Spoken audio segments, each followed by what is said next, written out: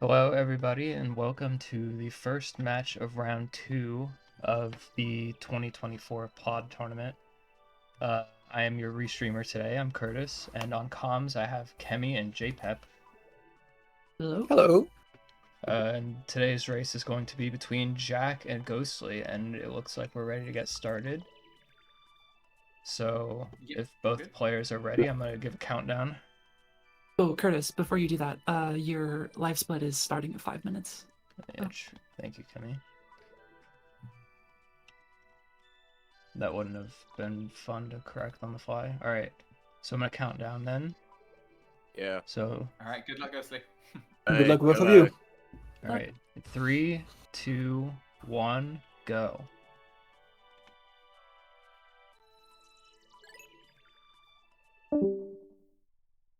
Cool, and they're off.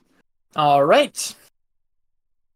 So, as usual, we have a slight discrepancy in the stream delay for both of them, but of course they both have their own timers in case the race is that close.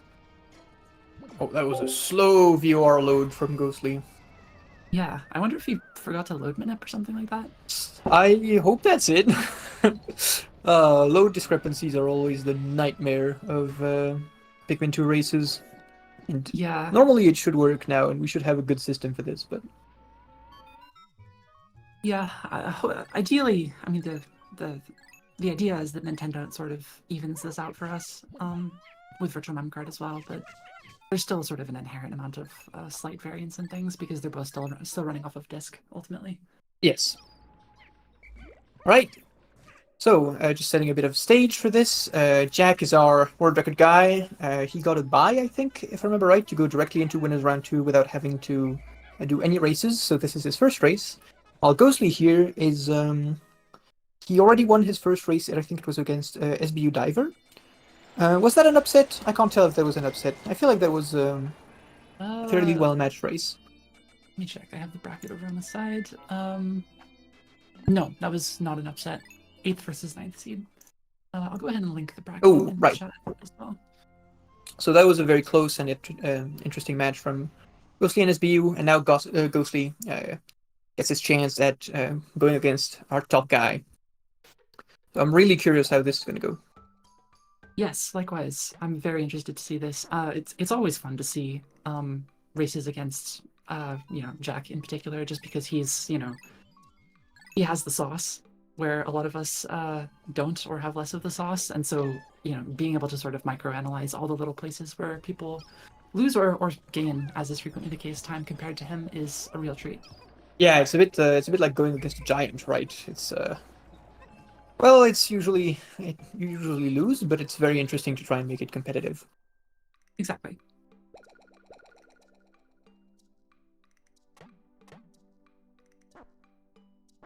So pretty even start of the run from both of the runners so far. No major mistakes. I don't know if they talked about whether or not to do Louis skip this time. Ooh, that would be interesting. Yeah, some people have tried to go for it and failed. I believe that's the two of us, right? Yeah. No, that's base. Yeah. Oh, Jack misses the one shot on the bullboard. That's a little uncharacteristic. Jack is really consistent at that. Yeah, it does kind of just happen. The bullboard hitbox is really strange sometimes. Ghostly gets it. Ghostly gets it, but the bullboard is very far from the onion here, so he's gonna lose some time to just the Pikmin having to carry it a further distance.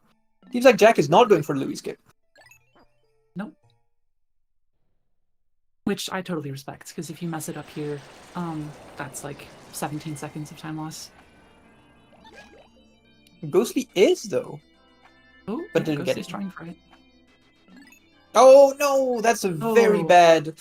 Oof, you don't want that to happen against Jack Draz. That's a very annoying situation to be in.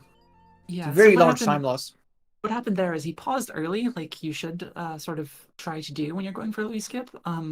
Paused too early, didn't get it, but then unpaused and still triggered the cutscene on accident. Whereas he should have just ended the day the first time he paused. Right, so that is, I think, like about a 15-second time loss for Ghostly. That's a really significant amount of time to be losing this early on in the run. Yeah, it's definitely not. But it seems like Jack is actually going to go for it on day 3. He is, but he doesn't get it, and he also doesn't get the cutscene, so he's fine. He's okay, yeah. There's a much more optimized version of day 4 that you can do if you don't do Louis skip, where you trigger the cutscene at like a more optimal time, like while the gate is being knocked down, so that it only loses the time you spend in text boxes, basically. Yeah, it's a lot better than actually watching the cutscene, as Ghostly was forced to do.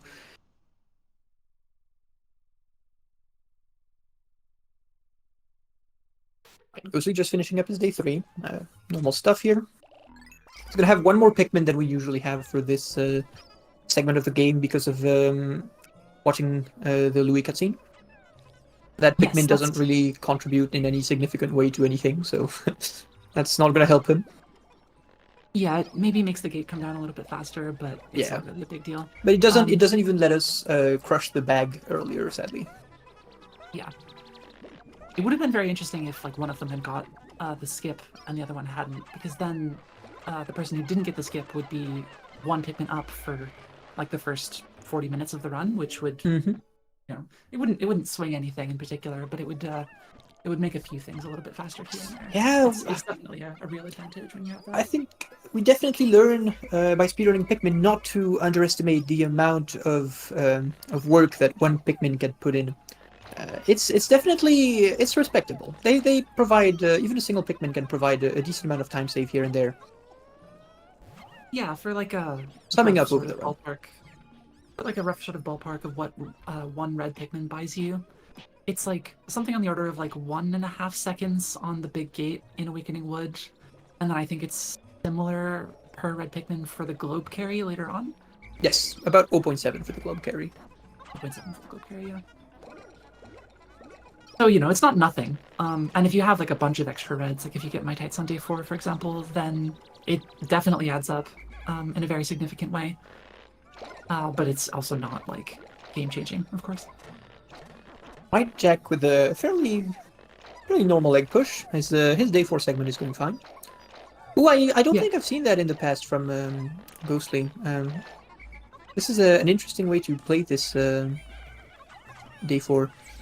Yeah, this is a slightly. I don't remember if this is like an old version of our day 4, or if he's just doing something strange. If he forgot what he's supposed to do or something like that. Jack did get Metites, by the way, so you just spoke that into happening, I think. Oh yeah, he only managed to kill 3 of them though, so yeah. that is not strictly better than what we normally do. 3 is 6 extra Pikmin, which means that he is currently exactly on the correct amount of Pikmin that we would usually have here, 52. And he probably will decide to skip growing the pellet and the body from that dwarf. Yep, he is deciding to do that. So he will get to play a completely normal run in terms of Pikmin count. Yes. I didn't see what Ghostly. Oh, he just punched the eggs out. He just chose not to do egg push. He's also 6 Pikmin down. Oh yes, because he hasn't grown the Bulbor yet, of course. Yeah, so no egg push from Ghostly. So he's definitely eating like quite a bit of time loss here on this on these early segments, which it's difficult not to against Jack, but that's definitely going to put him at a fairly significant disadvantage earlier on here. Ooh, very nice. Jack gets to flower those 7 reds because of getting them from Metites. We usually wouldn't get to do that.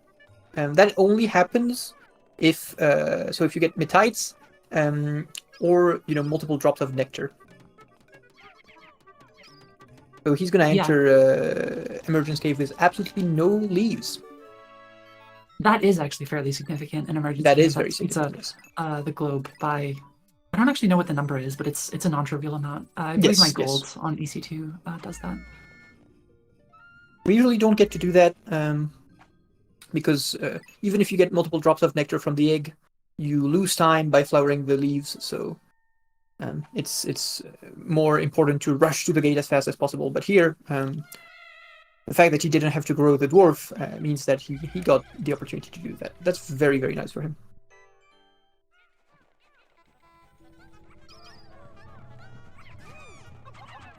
See if he can make it through this without any deaths, though. Nope. Yeah, that was a fairly, very nice, easy one, I would say. Not too much The enemy density was rather manageable, and also close citrus, which is I think a second or two of time to save. It's like 2 seconds, I'm pretty sure. Yeah, heavier treasure goes a little slower, so we want it to be in the close spawn point if possible.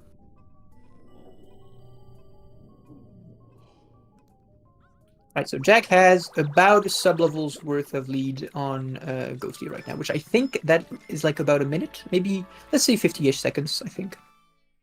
Yeah, seems like it's, just shy of a minute, I would say. Right. So you see how much that early game, we haven't even seen this run go for 10 minutes, and there's already such a, such a lead. That really tells you about the importance of that Louis skip. And generally playing early game well, of course. Yeah, in this case, it really is just Louis skip. Not doing egg push is also fairly significant. Yes, I think that's another 10, right? Something like that? 10 or 15, it's like way more than you would expect it to be. Yeah. But Ghosty's also going to get the bug body cutscene on this first floor as well. Interesting.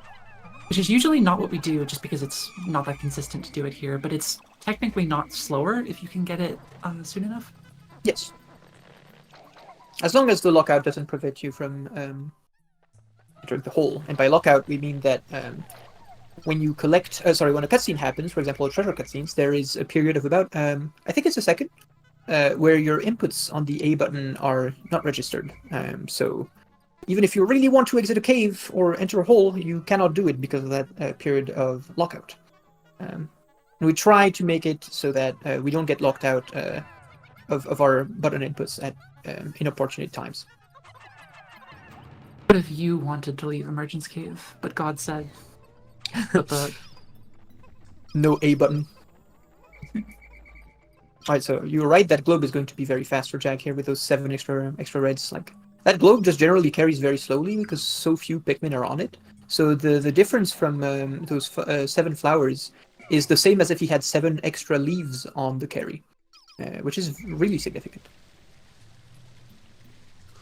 Ghostly deciding to do the slower order for the purple flowers.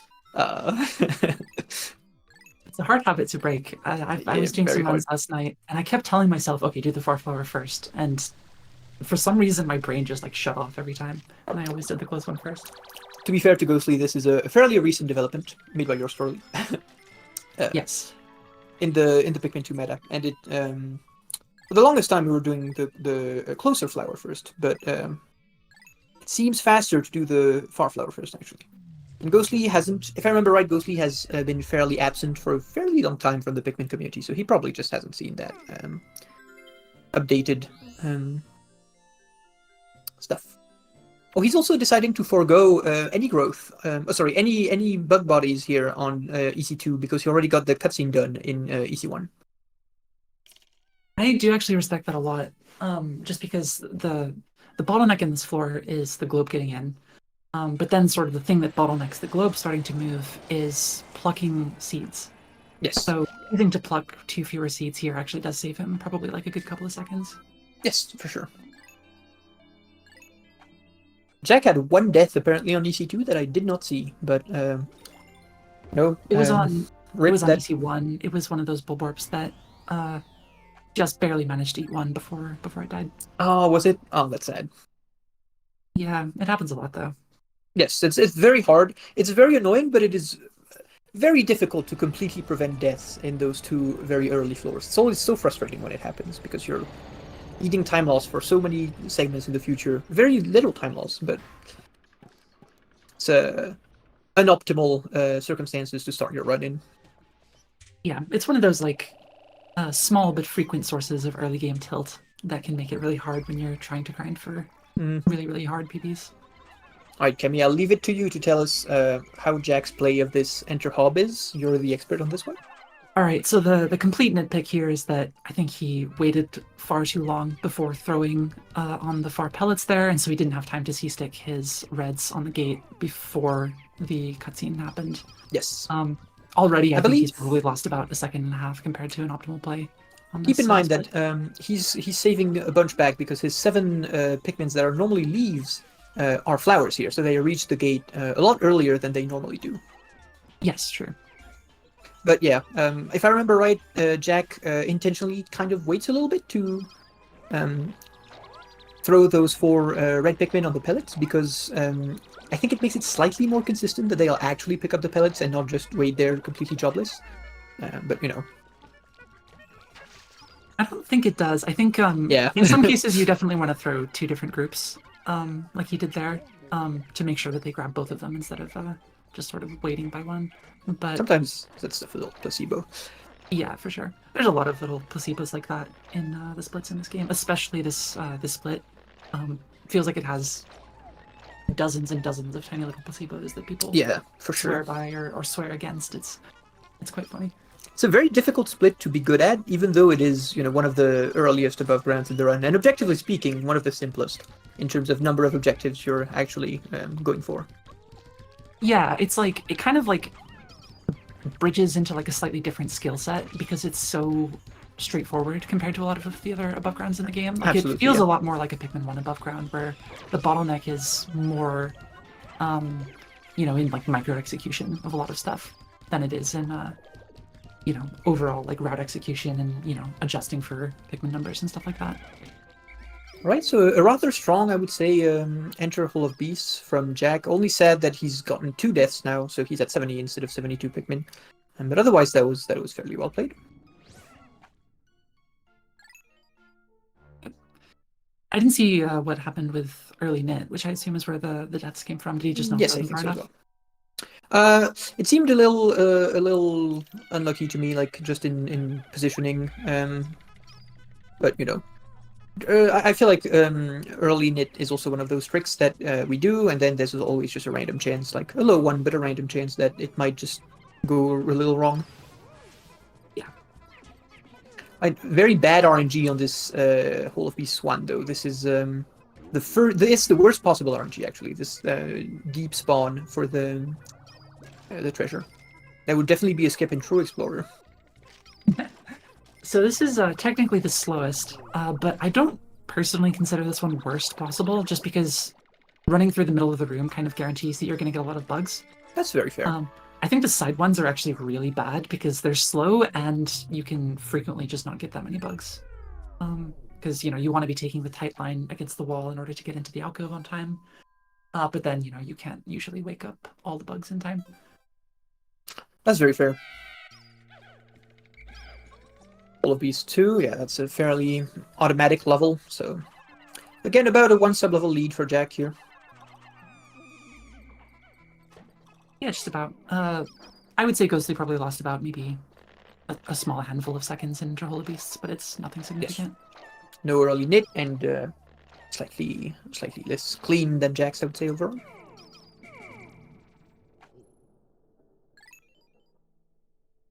But this is Pikmin 2. Leads are even a minute lead is not necessarily a very reliable thing. Oh yeah, it can evaporate like nothing if anybody has a reset at any point. Mm-hmm. If any Pikmin are instantly vaporized by an anode or something like this. Yeah, even if you never know.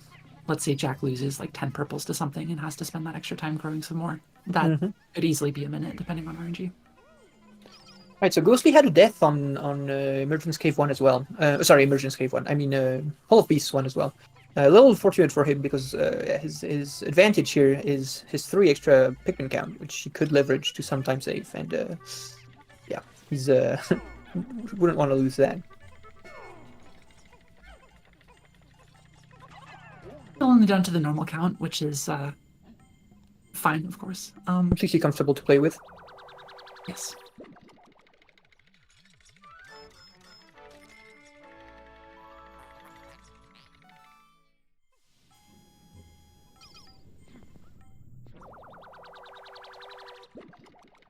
Ooh, I was always very riveting gameplay. Yeah, I mean, this is a segment where you just drink a little coffee, watch what's happening. Yeah, this is the talking to Twitch chat phase of the run for sure. You should talk to us, Twitch chat. I think this is worst Hub 3 RNG, right? This is the spawn in the back. Yeah, I think it's worst or tied for worst. Just because this is the one where you have to sort of... It's worse. This was the 6 seconds to best. Very, very unfortunate. But, you know, both runners are experiencing the same RNG, so... This Hob 4, on the other hand, looks completely fine, though. Card is fairly close, and the Bulborb is very close, so... Jack is probably going to get, like, all the bugs here? Yeah, I think all the bugs. Which is fantastic. Bulborb being very close is honestly so much more significant than where Card is. I completely agree, yeah. Yeah, because that's just, like... It means you can get the body more easily, and it means you also have much more time to go and get the Mitites if you... if they're not, like, completely on the other side of the stage. Body is just... body and this thing here, this treasure, are all just almost always the limiting factor in our ways of playing this sub-level, so... It's one of those really interesting ones where... 1409! Wow, that is such high money. Yeah, no, that is fantastic money. Again, that's the bad Hob 1, where you get lots of extra bugs from that. Yep. Plus getting everything on 4. Yeah, it's a right. very significant amount of money. Let's see if he gets Fast Empress. Yeah, he doesn't go for it. That makes sense. He entered as Louis. I would also not go for it if I entered as Louis. It's just scary. And also, you know, if he's confident that he has a nice lead, it also kind of makes sense to not want to blow it on a potential terrible, messed up Fast Empress. Yeah, for sure. Ooh, a 3-cycle though with a lot of leaves. Oh, that's really bad. That's incredibly rough. Yes, those leaves are just going to be a complete liability for Enter Wildflower Garden. But this could be a fairly substantial turning point in the run. If Ghostly goes for the fastest Empress strat and gets it, then he could potentially make up a lot of time here. Yes, that would be a massive time save for him. Really like what Jack did there. He separated out the leaves from the flowers on the what's it called, on the treasure gauge, so that they wouldn't grab on, and instead he places purple flowers on it, which carry a significant amount faster than red leaves. I always forget what the numbers are. Is it 1.6? 1.6 and 1. Yes, cool. So no, 60% faster. Which doesn't actually mean that the treasure moves 60% faster, by the way, but it's just the amount.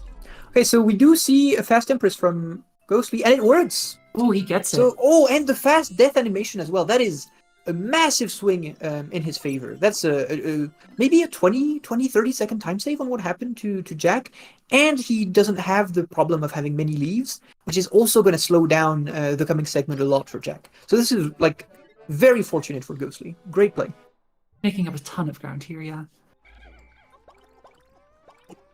Having this many leaves on Enter White Flower Garden specifically is probably going to lose, like, maybe 5 seconds? Yeah, I would wager something like this as well. It's just it's a huge problem because you need to wait for almost every purple you have to be thrown onto this bag, and the purple leaves just move so slow. Like you can see on his screen that purple leaf is only barely getting to the bag right now, even though he's been throwing for like a good 5 seconons already. Yeah, that's a significant. It looks like he left one behind even. So yes, that's I hope it was a red. Because if it's a purple that he left behind, that's always a little annoying. Yeah. Oh my god. Well, I guess we're watching Ghostly for a bit. Yeah. Well, it's White Flower Garden 1. It's not the most interesting. I don't think we're missing anything. His count of Pikmin was 69. I guess we'll check if anyone died after this amazing car ad. Yeah, so see how quickly the purple flowers get to be thrown onto the bag here compared to how slow Jack had to be on this segment. That's a very significant difference.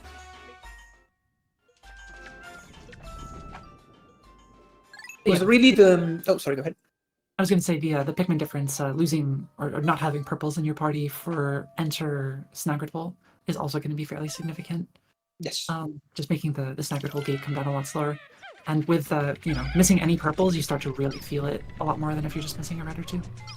We were discussing this together a while ago for, I think, the race you commentated that I played. But I think there's reason to maybe grow like a little extra purples in these races here, just in case just a little, just for some safety, because playing with low purple count is very difficult. So Yeah, I definitely don't hate the safety strats in races. I feel like in the previous tournament we did a couple years ago, there was kind of a notable lack of safety strats that people employed, which I think is very interesting.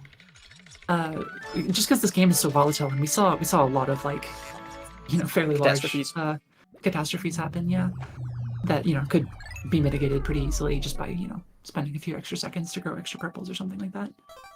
Right, so the 17 million Gorillion ads are finally over from Jack. We get to see him play. And we see that he's going to get 1991 Pokos after the collection of the tape in the next level, which, yeah, that's very high money. Honestly, maybe slightly low compared to what I would expect, to what I would have expected him to have, considering how high it was after HOB4. But we will never know what he was doing during White Flower Garden 1 and how many bugs he got there. Came on Taco Bell. It's probably 68 Pikmin. He did lose one in White Flower Garden 1. Oh my! It's one of those runs. Yes, one of those where you just bleed Pikmin everywhere. I hate playing those. Yeah, they're so tilting. But in all fairness, having that many leaves makes it really hard to not lose Pikmin on White Flower Garden 1. The leaves just are so slow; they stay behind way too long, and then the sheer grubs are just they are not gonna let a slow walking meal pass them by. Jack does have 10 Pokos of bugs over Ghostly still. 10 Pokos of bugs, and of course, quite a bit of time. Maybe still like a 40-second lead, I'm not sure. Like, with delay, it's unclear. But he's gonna eat some time loss on this sub-level because those leaves are going to slow down the tape fairly significantly as well. For sure. And also not being able to max load the leaf, or the tape, sorry, straight away is, again, more significant than you might think. Yes. Oh, and this switch here was just very unfortunate. The tape stopped for a very long time. Yeah.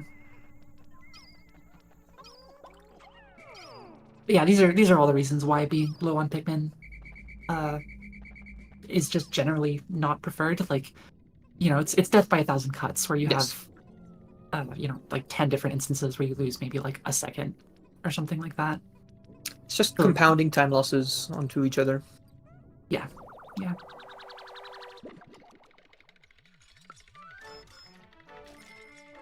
$19.91. Yep, very good money. That's reasonable. Mostly not doing early wisp, which is unfortunate. That cost him a bit of time here. Yeah, early wisp is what we call just activating that honey wisp a little bit early, so that it is closer to your Pikmin when you go to Flower Hill. Takes a little bit of time. We've become very good at squeezing those little time saves out of everything in this game, since the RNG is so rude to us otherwise. Yes, I would say that's probably the really big difference in the community's gameplay between now and a handful of years ago, is that there's so many more like small scale optimizations to do. Mm-hmm. And again, over time, that really adds up to a very significant difference in like average runner performance, I would say.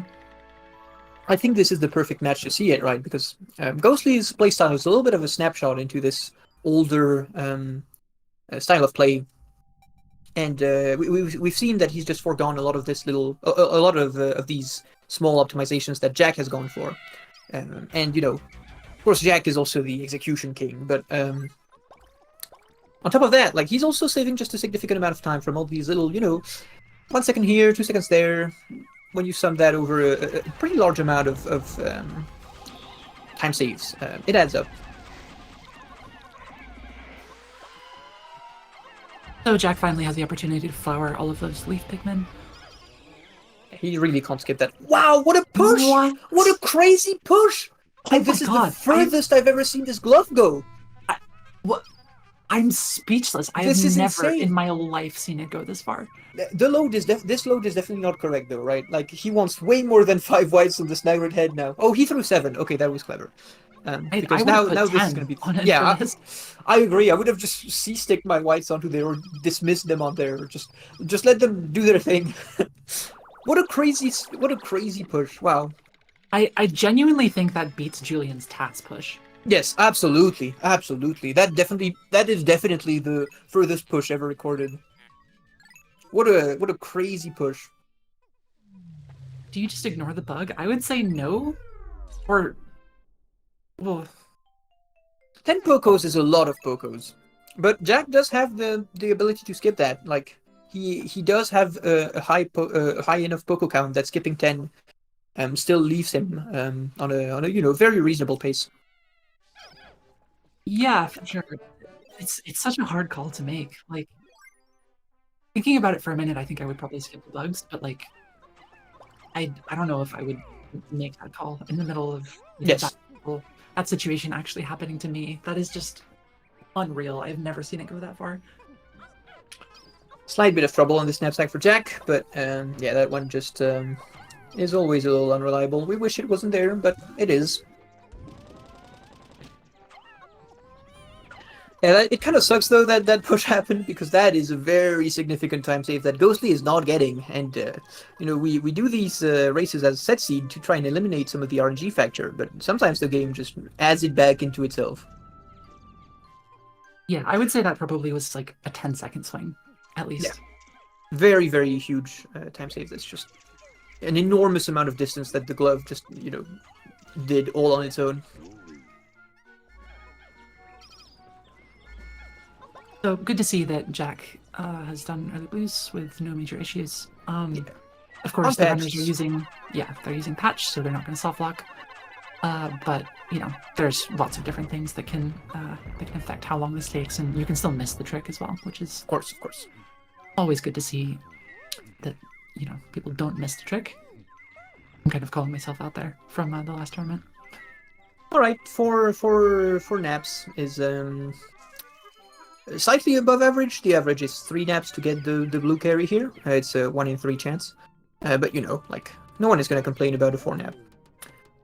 Mostly with a very, very careful early blues here. I've never seen this specific camera be used for this trick, but if it works for him, I will not knock it. And another successful. Cool. That's another thing. I hadn't really realized it had become ubiquitous, but what we used to call YOLO early blues, where you don't like stop and line up the runoff, that used to be the standard, but now it seems like basically everyone does YOLO.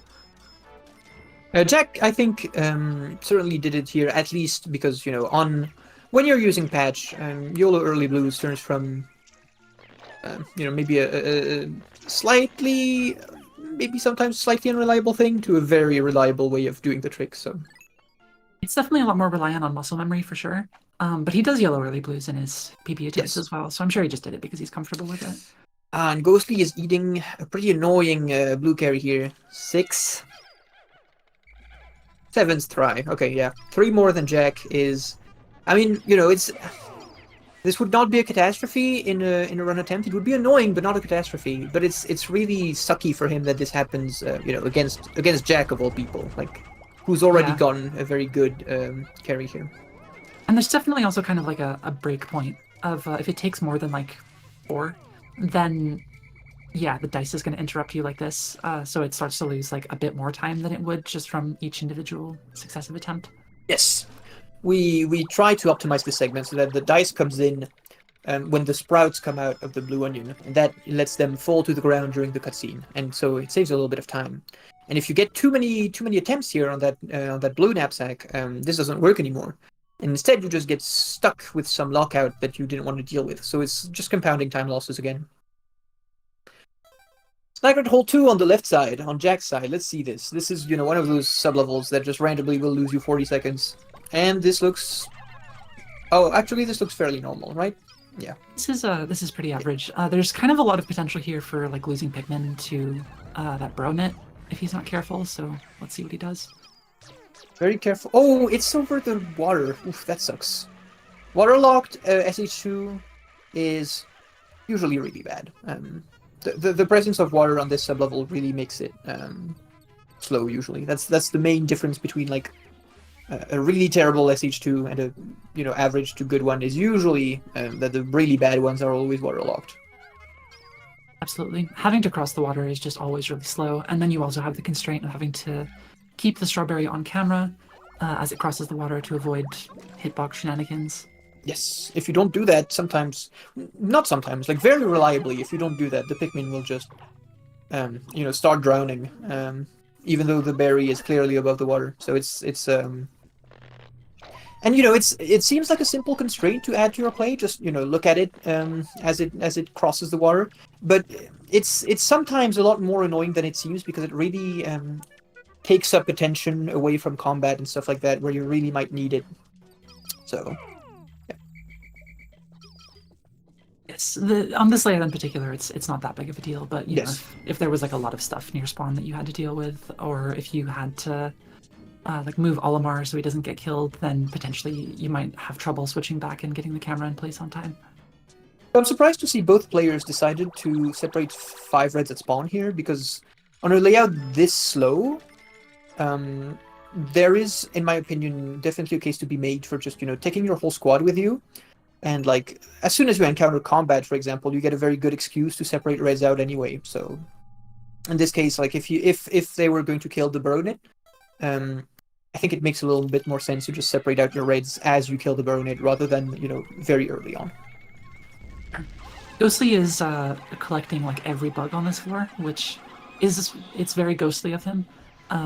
For anybody not super present in the community, Ghostly. His playstyle is kind of famous for like killing everything and just collecting everything all the time, which is like, it's neither bad nor good really. It's maybe not strictly the most optimal thing to do in every situation, but he chooses to play it this way because he finds it more reliable and consistent or something like that. But Very an interesting. advantage of that is that he's going to be getting a lot more bugs than Jack on this floor, and we might see that continue throughout the rest of the run. Jack did have a fairly significant bug lead, I think, going into this, so yes, this is probably going to help Ghostly catch up quite a bit. It seems like a fairly good layout for SH4. Gauge is fairly high. Oh, we killed that dwarf. Okay.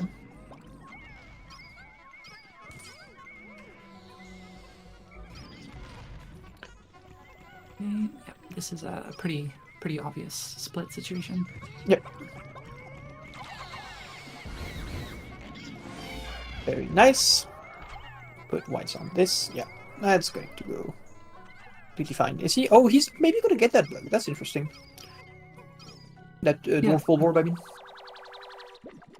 I'm kind of surprised by that. I wouldn't have expected you would. Pikmin counts have really evened out here. Even though Ghostly was up 3 ahead, he's now only 1 ahead here. Oh, did he have deaths on SH2? I'm guessing that was SH2 related, yeah. Yeah, probably that Baronet that was near spawn. It's those things. It's so tempting to just ignore them, but so much of the time they can just like pick purples off of random stuff that's coming in.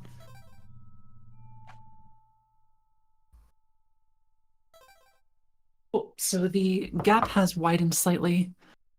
I would say it's maybe more like a minute and a half at this point. Yeah, I think considering maybe a minute 15, considering that SH4 layout is fairly fast, but Yeah, probably closer to that. Jack with the coolest cool kid strat, where you just C-stick only the reds and the purples onto that dying bug, so that you have all of your whites still with you to get the slower thing moving faster. It is very swag. Oh, it is so cool. It is very fast as well, so. You're right that Ghostly is really getting those bugs here. I don't think I've seen any other player carry that beetle in this way here. Yeah, he really does just kill everything. Like no exceptions. If it's there, if it's on the screen, he kills it.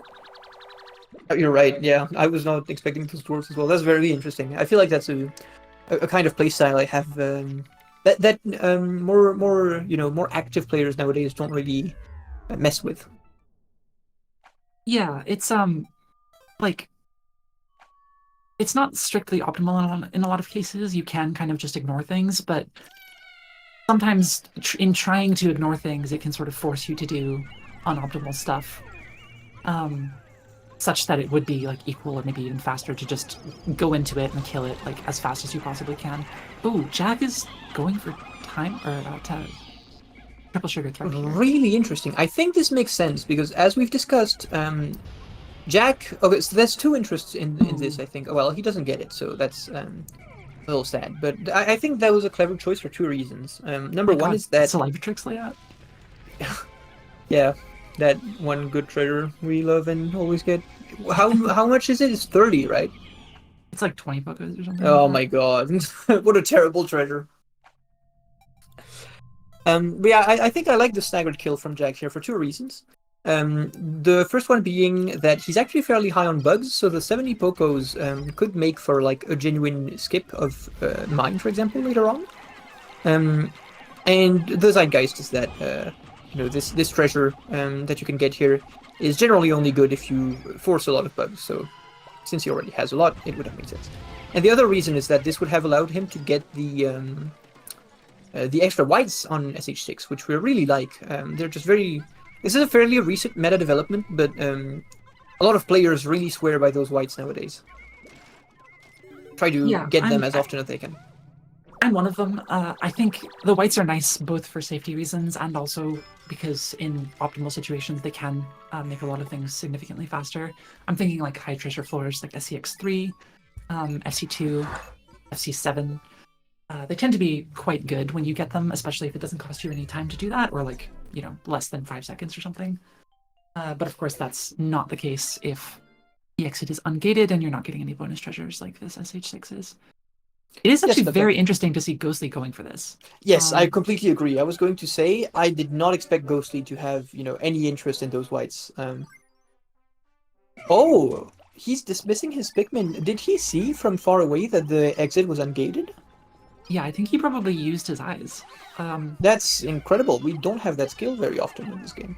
No, he's read the ancient tomes and learned how to look at things further away from him than the reach of his Pikmin squad. I'm gonna have to study that technique. Yes, Nutub, the SH6 whites are a fairly recent development. Like, maybe not that recent, right? Not like the last 2 months, of course, but fairly recent over the lifespan of the game. Yeah, for sure. I think we would have always gone for them if we had lost a bunch of whites as like a backup, but actually getting them intentionally when you haven't had deaths is maybe about a year and a half. Yeah. Old. Definitely more popular in the last like 6 months. Yeah, I think they're representative of that speed-pilled kind of mindset that people like Jack and you have been spreading around in the community, with like this focus on trying to get things going as fast as possible. Of course, you need more whites for that to happen. Again, see the contrast with Ghostly's more, I was going to say relaxed approach. I don't think that's a very fair way to describe it, but maybe, slightly slower but higher money type of deal. I would describe his play as methodical. Methodical is a good word. Yeah, he does everything in a very rigorous, normalized kind of way of, the killing everything is definitely an aspect of this, of just like, do something that you don't really have to think about very hard so that you can execute it as well as possible. Which is, it's kind of like an older philosophy for running this game that isn't really as prevalent anymore. Thanks to, people like Jack and to a certain extent my AD as well. and yeah, I guess me. You get to put yourself in that box as well, Kemi, come on. From my perspective, I feel like I've kind of just like ridden the wave that Jack started, but I suppose just to a certain extent I have popularized it a bit. Well, to the younglings like me, yeah. Ooh, you love the surgical dwarf one-shots here. That is always so fun to watch. Oh, well, they really are so good. That's the thing. Ghostly does a lot of combat, but he is really good at combat. Another small optimization that Ghostly is not doing here. This one is very recent, but is throwing the blue Pikmin to the left side of the bridge. It actually results in the bridge being built a little bit faster because they push each other off of the bridge when you do that. And when they're pushed off the bridge, they switch from their normal attacking animation to another attacking animation, which is just very slightly faster. So they deal more damage a little quicker. I'm still so surprised that's a thing. Like, I know, it's crazy. Yeah, you found that, right? I didn't find that the animation was quicker, but I did find that it could be applied here. Yes. I mean, you developed the thing that we all do now. Yep. But yeah, it's like That's so I'll take that surprising, credit. especially as a person who's run Pikmin 1, because, like, Pikmin sort of sliding off the edge of, stuff that they're working on is objectively slower in pretty much every instance in Pikmin 1. So it's like, why on earth is it faster here? Like, the numbers don't lie, but it's just very counterintuitive. And so Ghostly here chose to flower on the Glint Beetle. I'm not totally sure I agree with that. He did end up losing a lot of time to it here. The bridge was done like quite a lot earlier than he walked on it. Yeah. That flowering on the Glint Beetle is also a very new development. Yes, I think that's an IID thing, right? Oh, what is Ghostly doing? Oh, he's choosing to do. Oh yeah, I've heard that this is a very old way to play this this segment. Just getting that healing task moving with a purple long throw first, and then doing the knapsacks. Well, nowadays we do the knapsacks, then get the healing task moving. In the way Jack did. I honestly kind of like this. You get the cask moving a little bit faster. Of course, you have one less white on it, so it's probably maybe strictly slower overall, but this is kind of cool, especially if you were like late on something else and you expect that you might get cutscened. Exactly. I think this basically that prevents you from getting cutscened entirely, which is very, very cool. I was going to make the exact same remark. I think considering that there was we pointed out a decent bit of slowness, right, on the glint flowering, which meant that if he did the approach that Jack did, there was, I think, a pretty high risk he was going to get cutscened. So doing it the way he did means that he just doesn't have that risk at all, and getting cutscened on this enter is really, really bad and really, really slow. So I really respect that play. I think that was very clever. Yeah, it's just something I never thought about before, and it's always good to know of more backups like that, because this game is full of ways that you can lose, like, tons of time on things that are supposed to be consistent if you mess up. Yeah. So it's a good thing to have in the toolkit. That said, I think the gap has certainly widened a little bit again, right? We're looking at 2 sublevels of difference here, which is a little more than 2 sublevels of difference, which is about 2 minutes. Yeah, I think Ghostly definitely didn't have a good split here, one way or another. Oh, where is he going with Louis? Oh, he's going around, I think, so that he can do the easier way of napping up.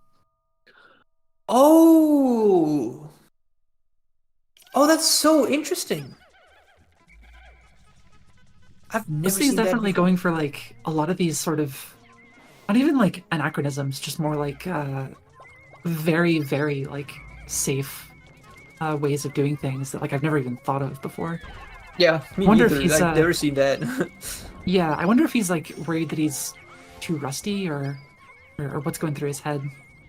We'll have to ask him in the post play interview. That'll be very interesting. Yeah, I'm very curious to see what he has to say. Very, very strong BK here. BK4 from Jack. I mean, when the two. I mean, I guess there's a little bit of a joke corridor here that makes it a slight bit slow, but the two treasures being in the same room is just so nice and convenient. So good. Yeah, having to double back on this floor is just always the worst thing, because it's such a small floor that you're pretty much always going to be... You either have to slow the treasure down so you don't get cutscened, or speed it up a ton so that it just comes in before you go down the other route. Which is... It's just not nice. It's like doing 2 one treasure floors back to back, basically. Yeah. Feels really bad. So it's very well played by Jack, and good recognition as well of the layout. For sure.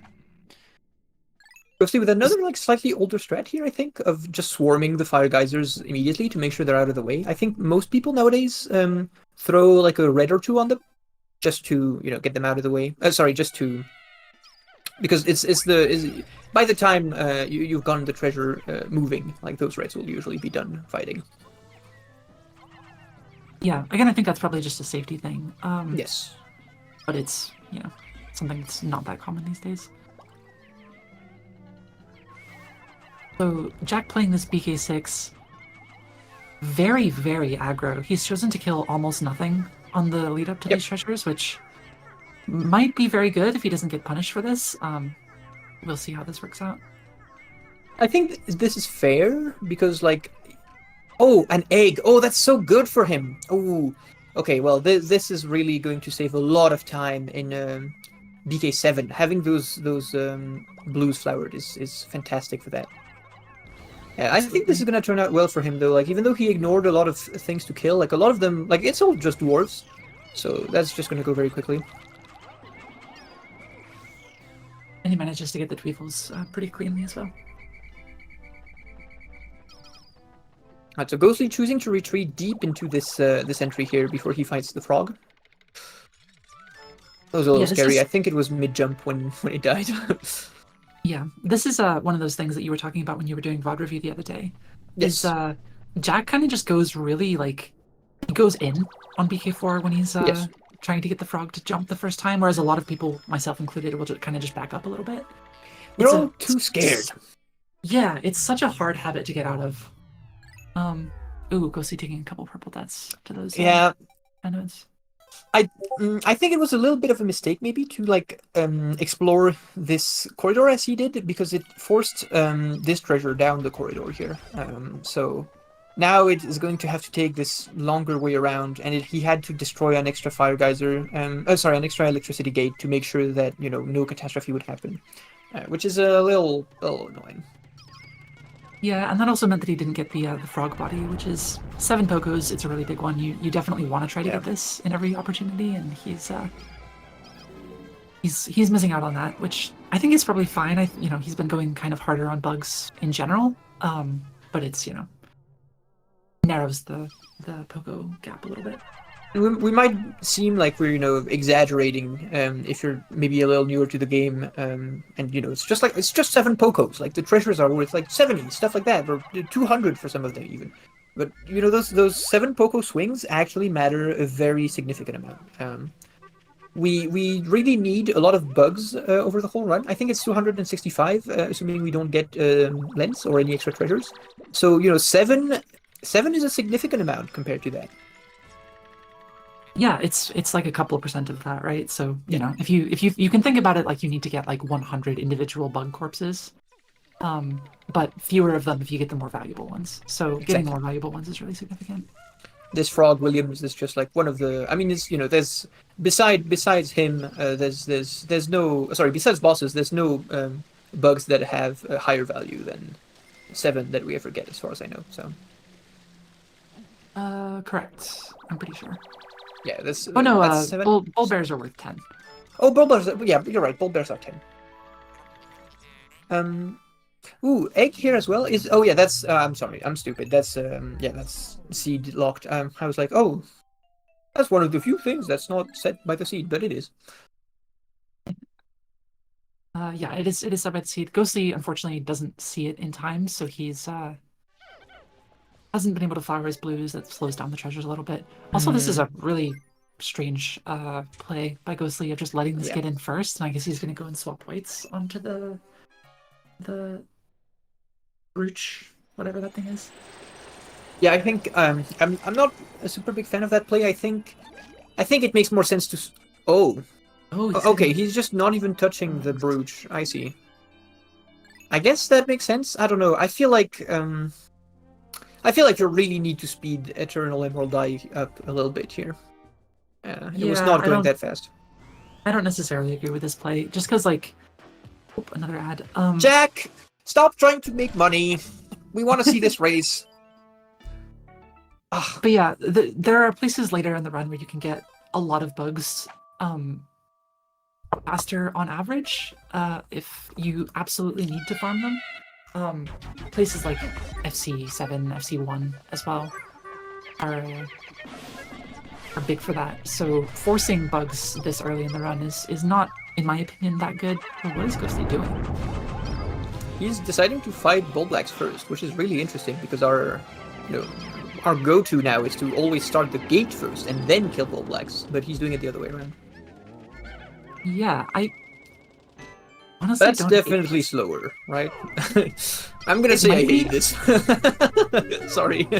I don't know, because like the limiting factor on this floor is At least the Gyro way we bust. normally play it is it's gyro bust, but that means the cutscene for this that plays after you kill bull blacks kind of limits you from getting gyro bust. So like Yes. this kind of shifts the limiting factor in an interesting way. So this is probably not as slow as it looks.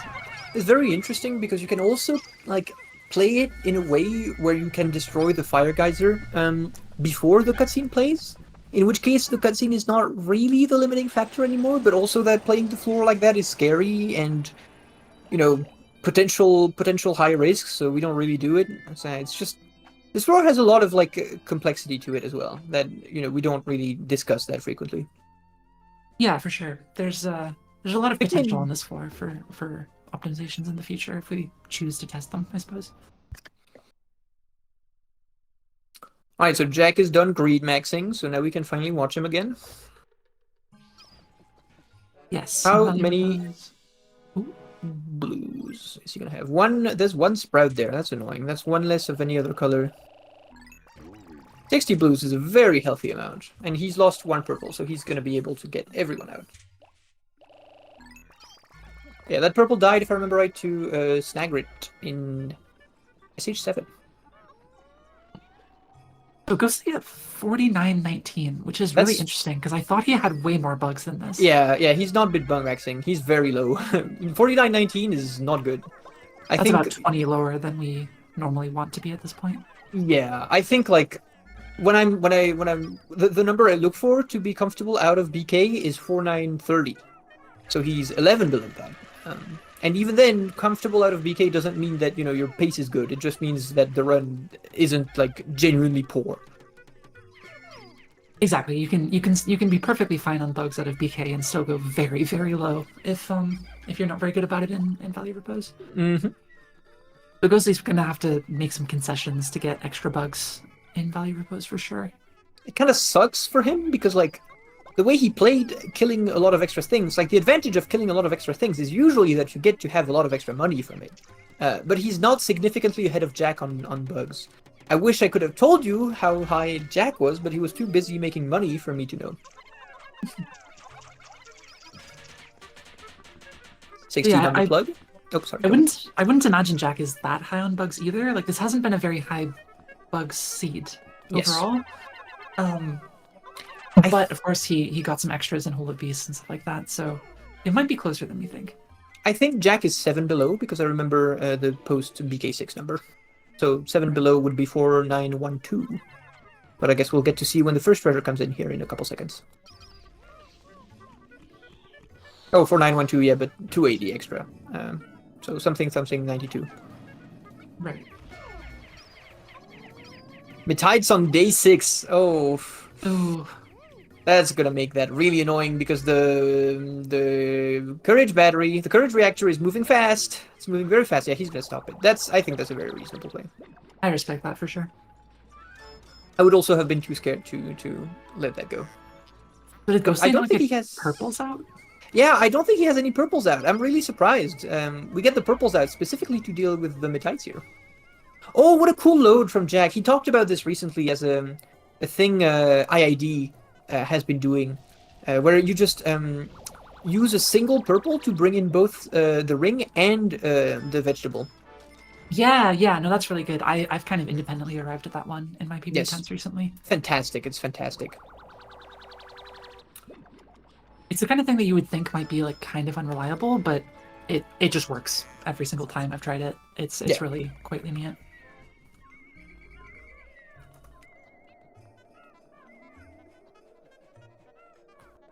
Yeah, seems like a pretty good above ground split from Jack. We will see how this goes for Ghostly.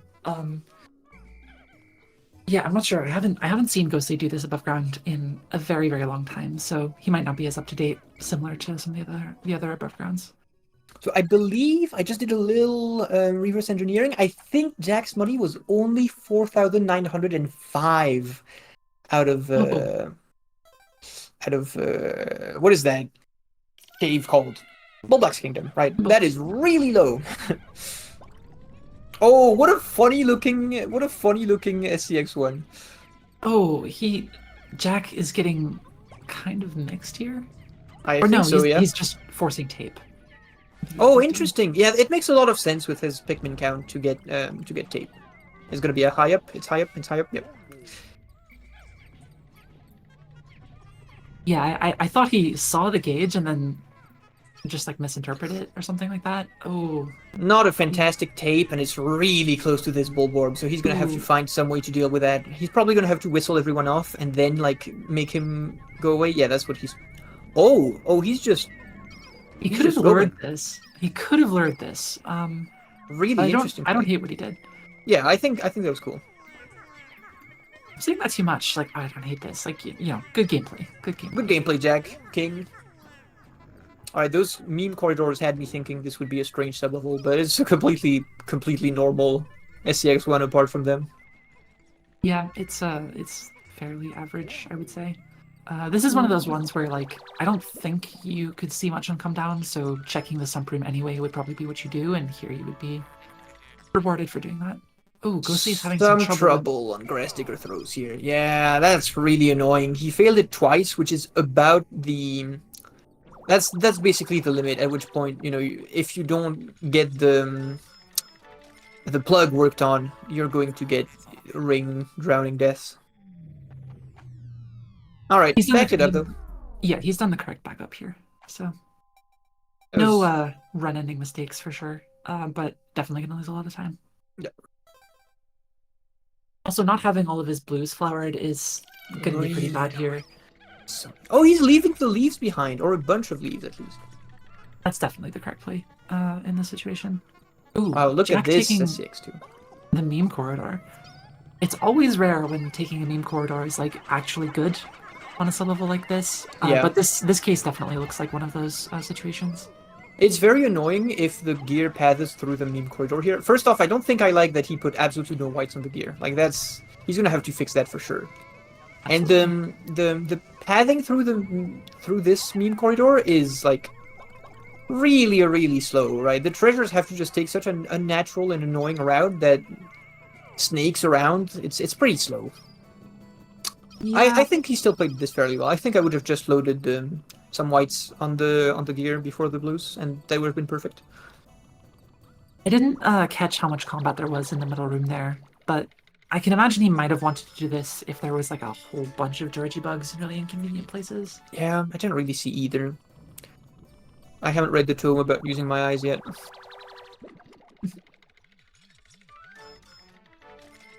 Yeah, so a fairly slow start to SCX from Jack, mostly because he had to force that tape on one. Like that's just killer. Yeah. But I mean, with his bug pace, I mean, it was a reasonable thing to do. For sure. He's now equal to a good bug pace from being at a terrible one. Yeah. And so this could be a little bit of an equalizer as well, because I kind of doubt that Ghostly is going to go for tape in this situation. Yeah, I think it makes more sense for him to just force a lot of bugs, but not specifically an extra treasure. Yeah, he might still need an extra treasure later in the run. Ooh, Jack baiting that boulder to kill the fire That's geyser, which always is so good. cool. Yeah, Ghostly might still need an extra treasure later in the run, which is fine, but if he's able to get a lot of bugs, then he'll just save that time raw on Jack. Yeah, like it's something you want to decide, hopefully, as late as you can. Like you don't want to commit to that because it's so slow. So having the opportunity to see if your bug pace is going to improve is going to be immensely useful. I wonder if that's going to go well for Jack. I think if the spring is far like this, I would say you want to load it with whites. But we'll see, because the gear is also very far, so it might still not be the spring here. Yeah, it's so hard to judge the distances on SEX3s like this. Yes. Like in practice, I've had so many situations where it's like, oh yeah, no, this will definitely be like a whites on gear situation, and then it's just like it is half the time and it's not half the time, and I haven't really figured it out. So look at that, I was wrong. Yeah, no, Jack demonstrating to us why he is on top, I suppose. That's not lucky, Curtis. That's just I think that's just how it works. Like the pathing in that room, like the pathing in that room is knowable, right? It's not a symmetric room, so you can tell like what what waypoints will be followed if you are aware enough. Which I'm not sure if that was Jack's plan in getting that tape to move that way, but it worked out. So always chalk up to skill, which you can chalk up to luck. It goes well, planned.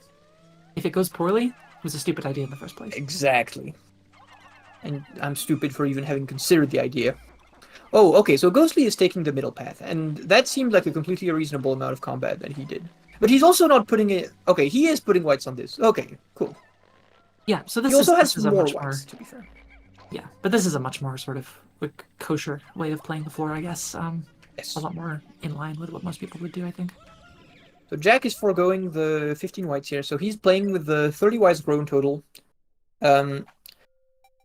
He hasn't had death, as far as I remember, so that's very fair. I think in a race, I would definitely play that a little more safe though, and just get those 5 extra whites, just to make sure. Yeah, those looked like fast whites on this floor, so I don't think there really was that much of a reason not to get them. But if you're used to not needing them, then I guess it's up to comfort. That's the most I've ever seen this knapsack present difficulties. That's a bit annoying for Jack. That is exactly why I don't do this in these situations, because even sometimes, at no fault of your own, you can just get stuck on that lip, and it's a very, very, very tilting way to lose time. Especially in, the hardest segment of the run, right? Like, you really don't want to be getting mad at something like that right before the hardest floor in the game. Well, SCX6, our classic, incredibly difficult execution floor. How is this gonna go?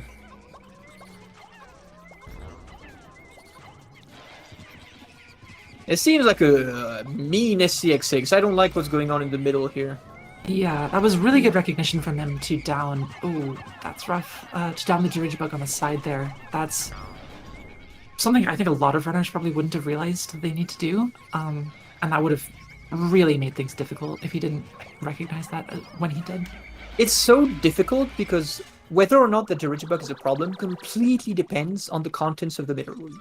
If the middle room doesn't require too much fighting or, too much attention, then not downing the Dirigibug is a... Oops, here's a catastrophe. Oh my goodness. Oh! Okay, so continuable. Yeah, completely continuable. He basically just got chipped for like a whole bunch of blues and whites in a way that is, it's fine, but it's still gonna hurt for sure. It's very annoying because his white count, as we just discussed, his white count was not that high to begin with. It was just 30. So if he's lost like 3 or 4 or 5 whites even, that's an annoyingly low count to be playing with. Yeah, for sure. That's gonna hurt especially bad in FC, just because there's so many digs in that cave, and also so many really big floors with long distances to carry things. I like the way Ghostly played 3, by the way. I just want to bring attention to the fact that he did an interesting thing where he threw aside like 1 purple, 5 blues to get spring moving. It ended up being the last thing in, but I thought it was an interesting idea. Yeah, it's one of those very normalized things to do, and I think I could see myself doing this if the distances were just like slightly shorter for the spring. I'm a very big proponent of if the spring is incredibly close, just throw a purple on it, or 2 purples on it. Yeah, if you can do that with a long throw without going super far out of your way, then there's no reason not to do that. Yeah, I think it's super worth as well. Of course, here is a little bit too far, which is a little bit of a shame, but that goes. We just it's very good in my opinion because you just get rid of all the situations that can potentially happen and are very slow if they do happen, where you're like, oh well, I'll just do spring last with like whites or something, and then the spring just actually ends up coming in like fairly significantly later than other treasures. That can happen. Pretty good textbook 7 from Jack here. That was, I think that was just the flowchart way to play that floor. Yep, I would agree.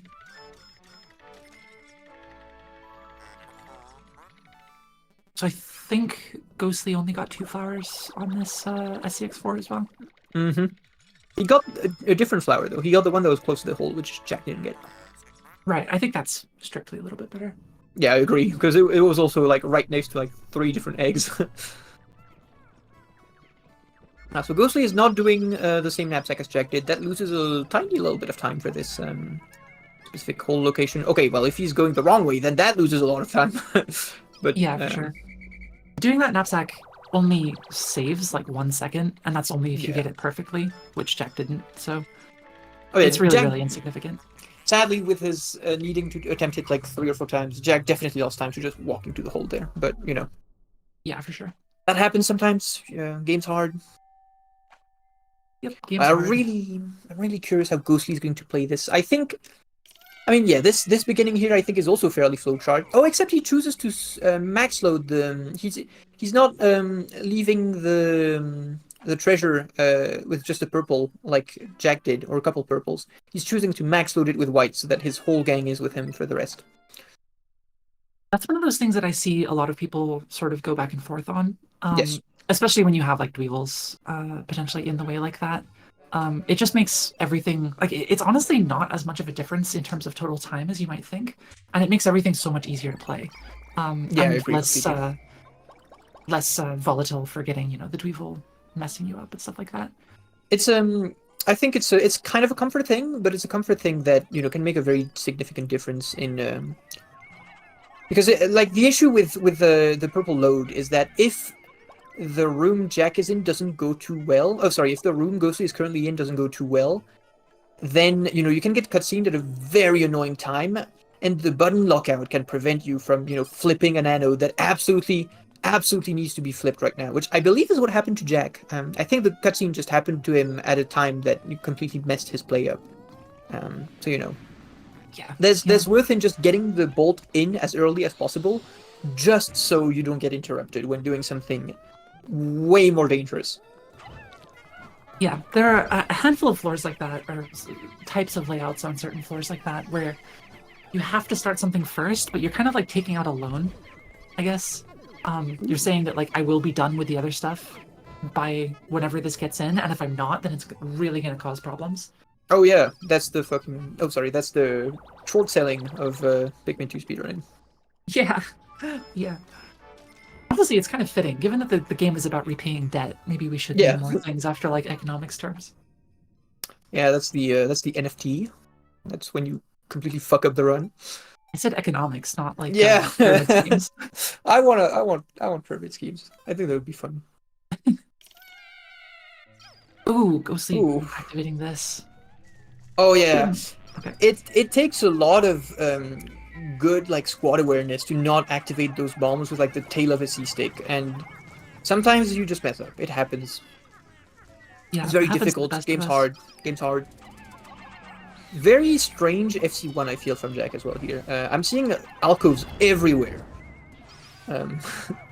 This is definitely not that hard of a read, but it's one where knowing which way to go first is kind of weird. Like Yeah. ideally you want to go to the place with less combat first, but Yeah, which completely direction agree. has less combat is kind of Unclear. not super easy to tell at a glance. And also, we usually like the general ways there are to play split FC1 in my opinion are either you go to the place with less combat first, or you go to the place that has the heavier treasure first, which we can kind of tell where that is going to be because of our knowledge of the score algorithm. That treasure is placed second, which means it's going to be placed in the location that is, a little lower from the score point of view, which we can usually kind of have an idea for, but here I think it was really unclear. So I think I agree with the way Jack played that overall. I personally have never really considered which way has the heavier treasure on FC1. I haven't gotten that in the weeds about it yet. I think it's rare that you get to do something good with it because it's just hard to read score that precisely. But when it does happen and when it's clear, it's fantastic because you can get that dig. Usually, if you get a dig started in this sublevel with only like 2 purples and 8 whites, so that we need to do that because one of the treasures weighs 10, and there's bombs that drop in the alcoves, and we really don't want any Pikmin to get blown up here because they would be whites probably. If you can do that, if you can recognize that, then you get to do a dig with like 16 Pikmin as opposed to 10, which is a lot faster and a lot better. But it's kind of hard to know when that's going to happen, as can be said. Yeah. That being said, it probably is something that would be worth learning in the year of our Lord 2024. Yeah, Just because that's yeah, Pikmin 2. it's a small thing, but what is Pikmin 2 speedrunning if not the sort of amalgamation of 100 different small things? You're so right. There's 100 different small carrots that we played with. Yeah, exactly. Right, Ghostly entering FC with a very, very healthy count here. That's 74. Okay, well, 71. Lots of blues. Okay, 70. I'll use done. That's a healthy count. Healthy enough to give him a little bit of a tip. I think anything above like 60 Pikmin is fine to play FC with. When you dip into the 50s, it's definitely a little. It becomes a little scarier for me. Even 50 is already, or 60, sorry, is already quite anemic, I would say. Yeah. 75 is like the absolute theoretical maximum that you would ever have. But honestly, I would say anything below 70 is already losing time compared to having a full 70. It was interesting to me here to see that Jack decided to feed a white to distract or kill the Bulbor mom. The idea of that play is that either the white distracts the mom for the whole duration of the sublevel, in which case, great, or she eats it and dies instantly. And I feel like I would maybe not have played it like this because he is pretty low on whites and he's eating another intentional white death. Yeah, I was gonna Um, say that's you're using up a very finite resource here, and he's probably yeah, gonna start to feel that really, really badly in the next couple of caves. it's very difficult to play. I would say Citadel of Spiders and GK with low whites. It's a big pain. GK Glutton's Kitchen 5 in particular just screams, "Give me more whites!" To be played really fast. Yeah, it's just a hard bottleneck on having a lot of whites. FC7, GK3, even to a certain extent, GK4, GK5, GK6, all of those floors, COS3 as well. All of those floors just automatically get faster if you have high whites. Ghostly playing this a little similar to the way he played at CX6, where he just got one treasure started and finished before starting the other one. That is also, I would say, like maybe a slightly older way of playing this sublevel. I think we would all mostly approach this by getting both treasures started at the same time here, and having them come in about at the same moment. Yeah, this is definitely a bit anachronistic. It's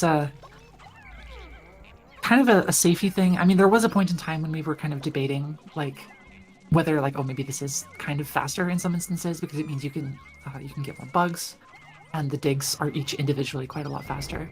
But I think over time it's kind of been proven through experimentation that it's not hypothetically faster, like in the best possible case.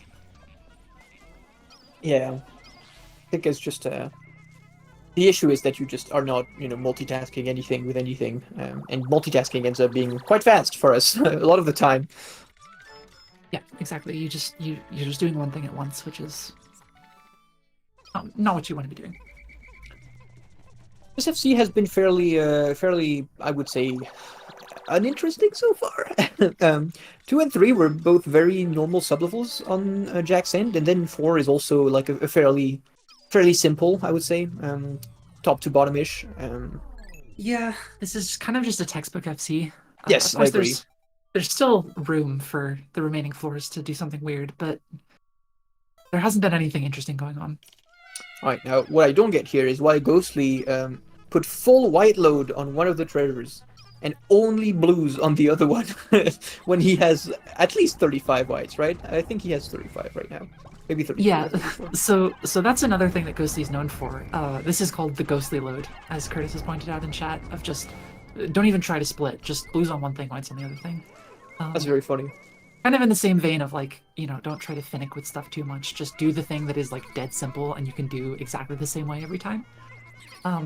Again, here very strictly slower than doing it the way Jack did it. But, Yeah, of course. You gotta respect Ghostly for just sticking to his guns for this kind of thing for the 500,000 years he's been running this game. It's very interesting to see this as I said, this snapshot into a past era of Pikmin speedrunning. I feel like I'm watching a history documentary about World War One right now. Don't say that whenever you're commentating urban races. Don't worry, I will not. I will avoid all age-related jokes. All right, that's a completely boring FC6 as well. Yeah, there's one of those big rooms here, so sadly no available statues at a lower cost. Yeah. Unfortunate. That would always be an interesting thing to see in a race. Yeah. Which have we had statues in the tournament yet? I haven't seen a race which had them.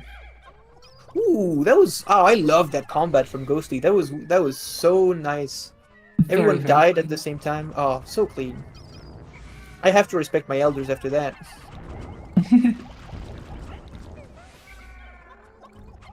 Lots of money on this FC7. Just 14 Pocos waiting for you here, just at spawn. And it's And then a good very too simple because you kind of need it. Yeah. And then this, very very simple read here on the actual location of the treasures. Just look at the gauge, and everything works out. Yeah, pretty much just big room first. You see the bell in the second closest alcove, and then it's like, yep, you know exactly what's going on. Now, as much as we like to wax poetic about our ability to read score, the treasure gauge is a very very very important part of the game as well. Just being able to look at it and understand what it's trying to tell you is a pretty key skill. For sure.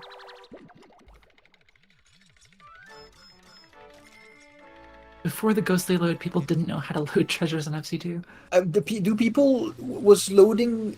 Is the ghostly load knowing how to load treasures on FC2? I feel like that's a very slow load. I don't know. That seems like almost anything else is probably better than that. Yeah, like as long as you don't do like 3 purples on each, I think you're gonna beat that. Actually, it was a routed in bathroom break. Back when BFNet was 3.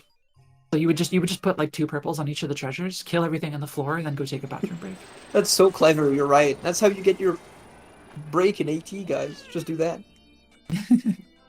Right, so Jack is 80-89 out of FC, which means that he needs 16 bugs plus the 2 big boys in GK to, and Aquatic Mind to finish the run. 16 bugs is very, very, very free.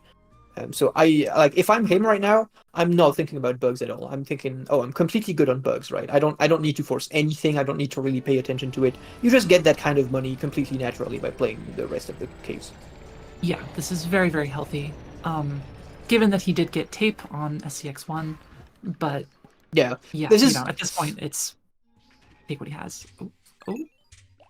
Oh, that's terrifying. Okay, 2 whites. I think that's fine.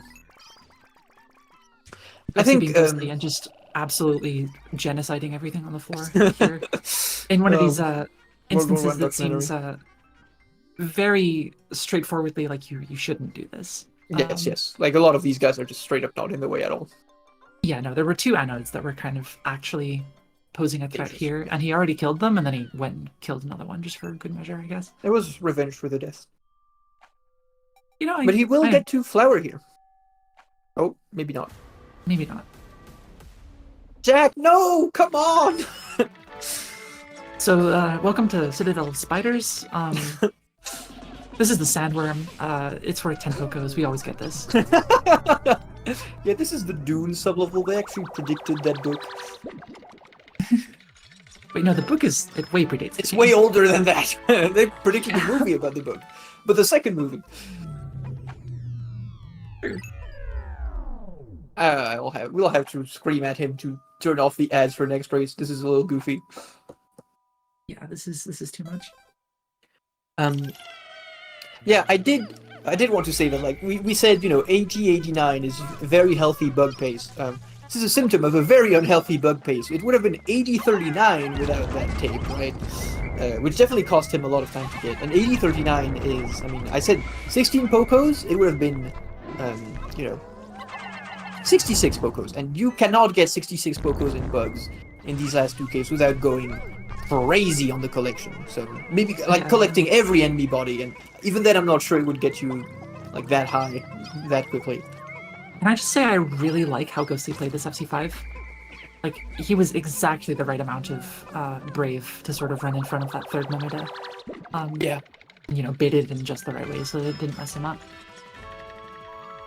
Alright, so Ghostly will be 80-69 out of this cave if he doesn't get any bugs, but he'll probably get a lot of them. So, you know, at least 80-69. Probably 80-83 if he gets just like the two big boys on FC7. So he's also like doing super good on money right now. Yeah, again, with one fewer treasure than Jack. So, you know, So we didn't goes get to show. see Citadel Spiders 2 at all. No, unfortunate. That's one of That the more sucks. fun floors to look at. It is! It's so exciting to play. Like, it's very much like a Subterranean Complex 6, where it's just, you know, really testing your ability to schmoove and be urgent. But it also doesn't have as many catastrophes usually as SCX6, so... Yeah, it's a very like flow state kind of floor where you can kind of just like go in and like do a bunch of stuff, and it's very, very fun in that way. I love me some COS2. Very fun floor.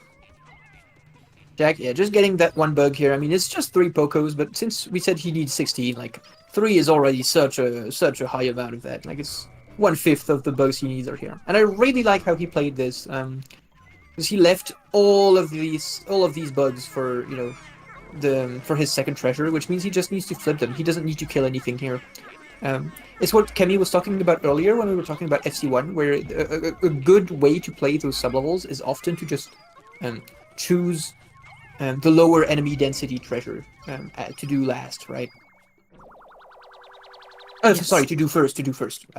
Yeah, to do first, because you know, if you can do the combat or sort of micromanage enemies like flipping anode beetles while the first treasure is moving, then that's inherently a bit more efficient than doing combat first. So Ghostly's not getting great bugs on this sublevel. That's a bit of a shame. Those two big boys are really free here, and I think he's either only getting one of them or neither of them, which is very unfortunate. I wouldn't be surprised if he waits for one of them, just because That would be very Ghostly. Yeah, for sure. And when they're this close to the ship, it's it's pretty worth it. I feel like I'm not waiting on anything if I'm 80-73. Like, come on, man. Like, yeah, true. He totally you doesn't finish understand. that like with your eyes closed. Yeah, he's waiting. Oh, that's very funny. Again, I totally Ghostly. respect it for comfort, though. Like, you never know what COS and GK are gonna give you. Yeah, they could just give you like 0 bugs. No, they can't. They can't, Ghostly. I'm making fun of you for that one.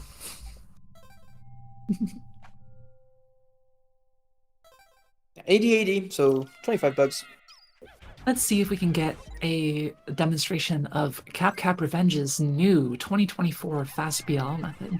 Oh, we're definitely not getting one. No? Is Jack not a believer? Yeah, it's slower than Sunny Cycle, so there's no reason for Jack to do it. He's just gonna go for the Sunny. Yep. Yep. And yeah, that's, I mean, what a good strat. What a good and consistent strat. Even when you need to, like, finish BLL off with, like, a little volley of purples afterwards there, it's still so good. It is so good. Curtis, it's like the 2021 in the same sense that, you know, it took 2,000 years to reinvent Damascus steel, right? Like, Hey, it's a new setup, where the setup is throw fast. there's no bisecting. There's no bisecting. Rumble, bisecting. It's consistent, I promise. New to JPEG equals new? Yeah, there was nothing before I came, right? That's how that works. I miss the days when everything was a black void.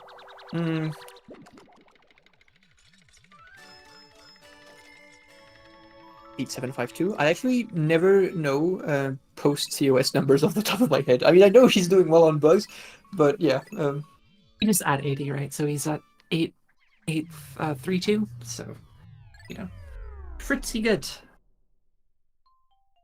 Basically, doesn't need to think about bugs at all because, like, the dwarf bull bears on GK4 are most likely going to be more than enough to carry him through the rest. It's very hard to play GK2 and GK4 without getting any extra bugs. And GK6 as well, so. Yeah, that's the thing. That's why like a 0 bugs number is kind of like even like 0 bugs, not counting bigs, is Yeah, kind you of went too hard. You went too hard if that's the case. yeah, for sure. But I just think it's like a weird way of thinking about it as well, because it's like, when are you ever getting 0 bugs? Like, even if you're trying to not get bugs, when is this happening? Yeah. The thing is, like, a lot of bugs just aren't slow to collect, right? Yeah, like, especially on a full like GK4, like, you're just always going to be getting some bugs for free. Right, so the COS2 that we finally get to see now that, we don't have to suffer Jackson greed anymore, is a gated duck, which is very slow. And I don't think I like how Ghostly played this. On gated duck, No. you really want to get the gate going first because the duck is already the slowest thing on the floor, and when it's gated, it's like it's gonna be particularly slow. Yeah, I think the way you probably want to do this ideally is like get like blues and whites on the gate instantly and then maybe just deal with the other things with purples. But Yeah, even then same. getting the purples on the gate is probably pretty valuable as well. Like The purples, they are our most efficient Pikmin for combat, but they're also our most efficient Pikmin for gate destruction duties. So it makes sense to want them, yeah, specifically for this job. yeah, if you didn't know this actually, just in case you didn't think purples were overpowered enough, not only do they, have stuns and do a bunch of combat damage, they also just do the most damage out of any Pikmin type in terms of like hitting stuff as well. So, they totally didn't need that, but they do. I think purples add so much to the speedrun. It's They I'm really okay. do. I'm going to go into my chill mode because Pikmin 2 is a fucking amazing speed game. But the fact that purples are slow is maybe not that relevant for casual players, but it is so relevant for us. And it makes, playing with them like such an interesting balancing act of, well, they're great for all of these purposes, but they are bad at the one thing we care about being good at. Yeah, it's one of those things that feels like the developers were thinking about speedrunners I in know, right? the game, which like obviously they weren't, but it it's insane to think of a world in which like somehow they weren't. I don't know. So much of this game just feels like it was meant specifically for speedrunners or playing under time pressure or something like that. When this game offers absolutely no time pressure casually, it's bizarre. But I it is just want to very note. Oh, sorry, go ahead. result. I'm done now. I was just going to note that, first off, Jack did the thing you like, where he actually went under the bridge to get that specific location of the treasure. Good. And I'm also, glad. yeah, I wonder what kind of guy would not do that. That's such an obvious way to go fast. Surprisingly, a lot of people. Yeah, I wonder who. uh, I'm trying to give you an easy out here, JPEG. Come on. yeah, I'm not taking it. I need to accept my mistakes, face them head on, as Curtis would say. It's a good mindset. But Curtis should Um, probably take his own advice. oh, roast drama in the Pikmin community. You say that as if he's not like literally in this voice call right now. Yeah, that's so funny. I also wanted to point out the fact that Ghostly played this the exact opposite way that Jack did. He went to do all of the combat first, and he got all of the bugs in that room. So I am predicting that Ghostly will be very over-collected on bugs by the end of GK, because that was like 15 in nanotes that he got here. Oh, for sure. Yeah. Ghostly, I think, did a sort of classic Jayhawk maneuver. Sorry, meme corridor on GK3. I've not seen that in a very long time. It's fairly rare. Yeah, Ghostly did sort of a classic Jayhawkism on COS3 of see where the hole is and then go the opposite direction first. Yes. And that was kind of a I mean, to this day it's still kind of a decent rule of thumb for playing the floor. Yeah. But yeah, in a case like this, there's definitely a lot more like nuance to how you play the floor in a modern context that speeds it up by a lot, as we've seen. Yeah, like the Jake Hawk approach of just go where the hole isn't is definitely not bad, right? I mean, it always produces at least like a decent floor. But I mean, we're at a point where we're really trying to like max out those time saves wherever we can, and it just makes more sense to try approaches that are slightly less rigorous, slightly less inflexible, and instead to just for example, have slightly different rules, like try to minimize combat and stuff like that. Wow, what an interesting BLL strat. This is also very old school.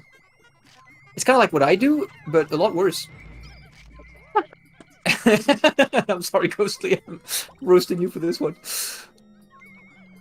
He got there eventually.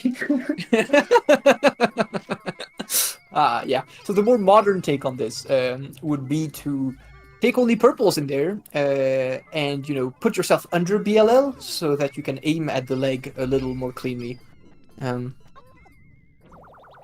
Because just the way the spindly legs of the spider work out here just makes the pounds pretty difficult to get on them if you use the camera and positioning that Ghostly was using. So It's easy to forget this, yeah, but you're technically not supposed to be able to damage BLL's feet with purple pounds. Like, no, what you're actually hitting there is his legs when you do the speedrun strat. So it's Yep. kind of precise to do what we do, but it's easy to forget when you just run the game or just watch speedruns. I feel like that throw is just a flex. Yeah, no, I agree. That dwarf did not need to be ended like that, but Jack has no mercy in his heart for them. Correct, Curtis. When you bitter it in all treasures, you can hit the feet. You can hit anywhere on its body, and I think it all does the same damage. Oh. Oh, distract? Oh, I never see beetle distracts in this sublevel.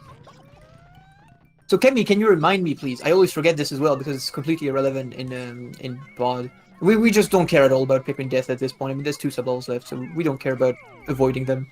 But there's actually like one of those half-circle things. There's one of them in which a beetle never spawns. And is it the orange one? Is that how you know? I guess so. I mean, looking at Jack's thing, I knew this at one point, but I don't actually remember what the rule is. But Yeah. I mean, orange one looks like it doesn't have a beetle in it, so Orange now we never know. has a breed one, confirms Curtis. Yeah. I mean, this is just knowledge that is, you know, immensely irrelevant for payoff depth because we just, at this point in the run, we have this sublevel left and then one more. So as long as you have, like, you know, 60 Pikmin, the run is finishing. Like, there's no way you're killing that many Pikmin here. And we just really do not mind our counts that much at this point. Yeah, you could take like 20 deaths on this floor and it wouldn't mean anything, basically. I think when we were doing a VOD review the other day, Kemi said something that, you know, impacted me a lot. She said, like, by FC, you should no longer care what happens to your Pikmin. And I thought that was very beautiful. I think I should said you should be thirsting for blood. You by should be FC. thirsting for blood. Yeah, oof. As Cap said in the past, Pikmin speedrunning is a rough balancing act of being very loving and motherly about your Pikmin's lives and also being absolutely bloodthirsty, and none of them will ever survive. It's much like parenting in that way. Yes, I also throw my children at electricity and knowing that they will die. And tough love, you know? They'll survive. So that red bug is really taking some walkies. Yeah. Alright, he's gonna see this treasure though, it's gonna be fine, yeah. It's gonna turn out fine. But sadly, giant bread bug is really the limiting factor on this floor, so you're completely at his mercy. Are you getting... No, Ghostly, what are you doing? There's Ooh. absolutely no need to get this treasure, you're so good on money. Yeah, Is what he trying to get a skip? Is this to skip a small on GK6?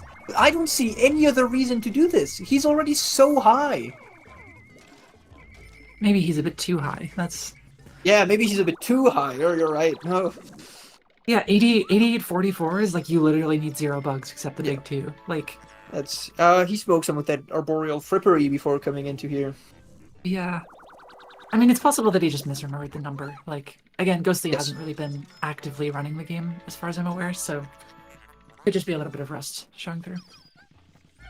Is that something Linua told us, Curtis? Really? I feel like it's a very old piece of knowledge from as soon as we had the Cave Gen.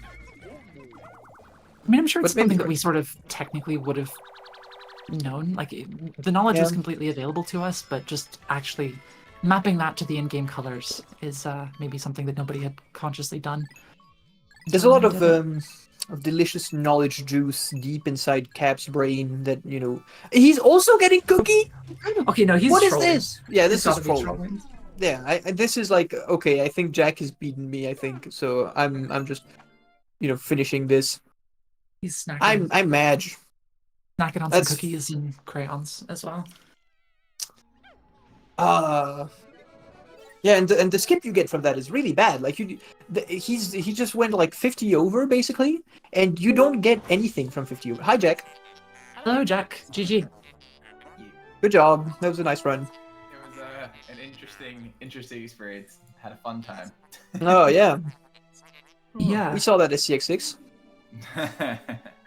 The 6, and then just like all the early game stuff. I was just like, what's happening? This is a strange day. But we just. Oh, the push, the Wildflower Garden push. That was insane. Oh, I know. Oh the yeah. Lord. Oh my god. Holy we went crap. crazy over that. We were screaming at Julian to remake his task. No. That is very No! Oh, Ghostly getting bread bags. Oh, that's so sad. Yeah, you really need to know that the amount to carry that thing is, I think. Oh well, I forgot about it. I think it's 16. Yeah, Yeah, he it's tried 16. throwing It's two purples. 1.5 times the minimum carry. Yeah, that works sometimes, and then like there's a lot of oddities around the way bread bugs carry things. Like I think on this one in particular, if you put 16 Pikmin on, and then you take away 1 or 2, it will still successfully carry, even though it's strictly lower than the amount you need to beat him in the first place. There's a lot of very strange stuff about how bread bugs steal treasures. That definitely Yeah. makes sense. Logical. Yes. I think one way or another he was just a bit too slow in getting to the treasure. Yeah. Unfortunately, he Yeah. did not need to break this electric thing. A bit Wait, of wait, inside wait. baseball on that GK3 as well. You could see the placker on the way down. That was how I knew to just Oh. like beeline for it straight away. But I'm Right. wondering if Ghostly caught that when actually coming down. I always just low cam when entering GK3 because Clackers is such an important target to Yeah. immediately see if it's in danger of getting bread bugged or not. I just like beeline for it every single time. Like there's no point in wasting time looking around. Just go get it. I think I like if Clackers aren't in danger, I like to prioritize Compass still because like it's usually score-wise the furthest treasure. But I mean, I feel like in a lot of situations you want to get Clackers moving first anyway. Yeah. Anyway, going to this GK4, we'll can see skip if Ghostly. Bull Bear Body. You could skip over. Yeah. So Jack, for context, Ghostly has gotten Master's Instrument and also Cookie as well. Yeah. He might be doing a little bit of trolling. And he But was on a that's very lucky. good bug pace. Like he was 80-83 out of FC. So there was absolutely no need for any extras. This is going to be like the second cave complete of the tournament of GK so far, which isn't a lot, but it's crazy that it happened twice. Oh, Hans you're also right. did it in his race, right? Is that? Oh my god, that is the only. Those are the only 2 treasures we don't get in that cave. I never thought about that. Yeah. So it's a quirky one. Wow, the cave complete alone is so bad for the poco per second of those options. Yep. Oof. Never do that. Indeed. Oh, has Ghostly got these? Oh, one. One. Oh. Oh. This is courageous. I feel like this is not set up as tightly as I would like it to be. Okay, that worked out. Beast mode. Beast mode, Yep. yeah. He absolutely knows invigorator. that up. Moge throws just winging it every single time is Beautiful. Yeah, I'm a It's a choice. vibes-based thrower. I'm a vibes-based thrower. Oh, can you tell us, Jack, how many white Pikmin you had entering Perplexing Pool? 26. Yeah, okay, yeah. Yeah, that was a little annoying. You worked that Yeah. out pretty well though. I feel like when I play with those numbers, it always feels very annoying, but you made it look easy. I literally just went like, well, it's happened. just gotta do it. So Yeah, it's not worth the Yeah. reset. you gotta Yeah. just make do for sure.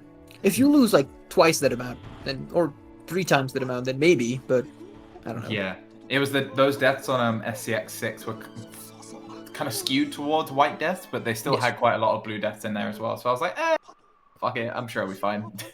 I didn't really, pay that much attention to the specifics, but it was all good.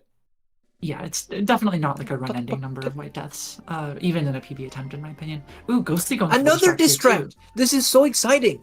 Everyone just wants to save those absolutely no Pikmin that will be saved by doing this distract. It's an AT habit, probably. Yeah. You just see the tree and the beetle, and you're like, ooh, these guys will be safe if I do this. Oh, we're seeing some interesting play here. Ghostly has a. That's very high white load. Yeah, I guess that's interesting. If they're oh no, Oh.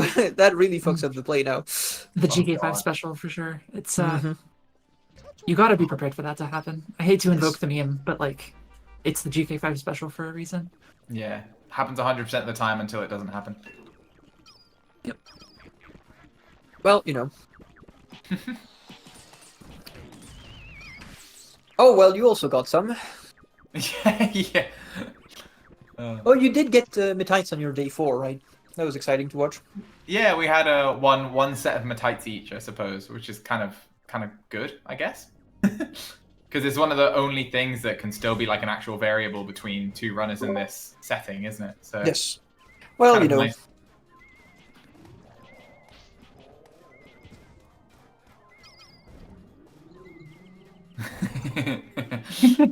I took inspiration from your swag, is how I would phrase that. But Oh, you're gonna go sleep in the sleepy spot where you started the game in Pikmin 1. That makes sense.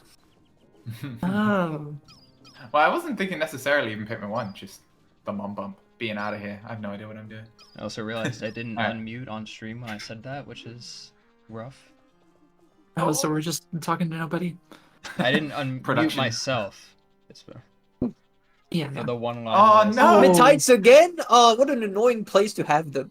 10 extra Yeah. bug bodies. Oh, Not that God. he needs them. Yeah, I no. genuinely think it might be the worst floor in the game to get Metites on. Because It's pretty so much every time disruptive. it'll disrupt the basic game plan, like it has here as well. And if GBB gets really interested in a Metite, you're really annoyed because, you know, the only way to steal Metite from him is with 1 purple, and that carry is slow. Oh, I didn't even think about that aspect. Yeah, Yeah. jeez. That sucks. But he gets to skip the donut. Donut is 40, and he has he's way over that. So I mean, no He cave has complete. like 65 extra. no. What He's is getting this? Ghostly. Just in case moment. Max money type run. His ass is hungry. Oh, finishing with 10,060 or something is going to be a. Yeah, that pains my heart. I think we're witnessing the birth of Ghostly percent. Yeah. Oh. So what Oh, what have geez. been the highlights of Ghostly's run so far then in terms of like deaths, resets, any quirky stuff happened or? Honestly, no resets, not he just played really very any... solid. Yeah, a very ghostly run in that he killed a lot of stuff. Didn't really have anything Yeah. bad happen. I see. He didn't have to get tape. He just got a lot of bugs. Right Oh, yeah, on. you Yeah, got I was tape. like, I forgot I had about to like force tape on mine. Which Oh was, wait, we're skipping ham? Oh, Oh! We are not maxing money? hashtag No cave vegetarian. complete? Oh yeah, vegetarian. Yeah, vegetarian. I was gonna be like, oh, the egg, right? But no, that's fine. No, unfortunately, a vegan run is still yet to be completed. Oh, I'm trying one to day. think. How much other food do we get? White goodness is food. No wiener in SH3. Oh yeah, no wiener. Which is Oh, tough. the wiener. No. Yeah, we both noticed that you did that and did not bring any attention to it. Okay, good. Yeah, GG to Ghostly. GG Ghostly. Congratulations. Right, let's see if he joins the commentary channel. We'll find out. It's indicative of the mood of a certain player, isn't it? Whether how Very, fast yeah. you come in. Hey, Hey guys. Ghostly. Hey Ghostly. GG. GG. Good job. Congrats. Oh, Jack, but so how many minutes did you actually be gaming? How many minutes? I don't know. I think what, 9? Seriously? The runtime Like- was 138. I feel like it's like probably much longer because I had so many mistakes. Oh, dude, same. Early game was an absolute train wreck as well. It's just the race experience bona fide. Yeah. Oh yeah, the early game. So very interestingly, right? We had so Ghostly went for a Louis skip and missed it, and had to watch the cutscene on day 2. Which that put you very behind on immediately on early game. But then Jack actually messed up very hard on Fast Empress because he went for the slowest Empress, and got a 3 cycle on that. Well, you got Fast Empress first try, Ghostly. So that Yeah. you actually caught up pretty significantly at that point. That was painful. I wanna point that out. Oh yeah, I would My have. bones. I almost hit the power button on the console. Did you get like early blue like first try? Yes, Yeah. both of you did. Oh, Both of okay. The knapsack counts were 4 for the blue for the blue knapsack for Jack, and 7 for you, Ghostly. So you're slightly see. worse. Oh yeah. That's tough. Let's see. Other RNG things are that Jack got a crazy glove push on Wildfire Garden 5, the furthest we've ever seen here in the commentary booth. Further than the Um, TAS, even. It went way outside of the little nest. Crazy push. So did he get the dependent lens? No. Nobody got Um, lens. I don't think it was gettable in this scene. Jack I did see. go for a Snagrid kill, but the I did. Snagrid did not have TST. No. I I'm knew a it. fool. I should have committed to. I was so tempted to get Salavatrix on 6. Yeah, but that was. I was getting like extra 5 rights, and then I just head to the exit immediately. Oh, nice. Yeah, I didn't grow the Yeah. extra whites. So like I knew that I wouldn't get the lens in time, so I had to do it fast. Yeah. Yeah. Well, that's another thing. Jack killed the Snagrit right next to spawn and didn't get TST, whereas Yeah. you sort of just skipped it. I think I like that play from Jack. When we were watching that, I was like, oh yeah, Jack has a lot of bugs right now, so potentially, like the value of TST is kind of proportional to how many bugs you have. If you Yeah. don't have that many, you just can't really get a good skip out of it. But if you have a lot of bugs, it can potentially, replace lens as a mind skip or something like that. Yeah. If you, I mean, with the way the run went, probably wouldn't have played out like that. But No, definitely not. if it was No, an I- average bug seed and you got the TST at that point, it would have been pretty good. Well, GG's Yeah, all. I I'm think- gonna head off. So. All right, Jack. Yeah. Congratulations Thanks, again on your win. Good play, good job. And have a good rest of your day, everyone. Yeah. See you, Jack. Okay. See ya. Bye. All. Bye bye. Right, and with that, we will be ending the stream. So the next race that we have scheduled, let me pull up that. Oh, no. list. It is actually that us? It's this your- Saturday. your- Starting. Oh, no. An hour. I think an hour before, an hour later from when this one started, but on Saturday yes, it will be JPEG versus Kemi. So your humble commentators duking it out, Yeah. 1 versus 1. so We'll be everyone can look forward Killing to each other in that. a cage match. The cage is slowly filling with water. I have an axe. Kemi has a lance. You have your etc. floaties on. Oh, jeez. I don't stand a chance, unfortunately. Send me money so I can beat Kemi. You should send in money. You should do You it. should. You should sub to me on my non-affiliate Twitch. You should get Yeah, just, affiliate then. Yeah, I'll fill that just out. you should, or maybe after the match, so there's no ads. We didn't chastise Jack. No, with ads. I'm doing it right now. I'm Kemi, do going you at have him in DMs. the ability to raid someone on this channel? I think I should be able to. Who Raid should Max. we raid? Oh, Max is live. All right, so thank you very much for watching, everybody. Remember, next race is Saturday at 8 p.m. British Summer Time or 3 p.m. Eastern Summer Time. So yeah, catch you there. Yeah. Come then and watch me get destroyed. See ya, everyone.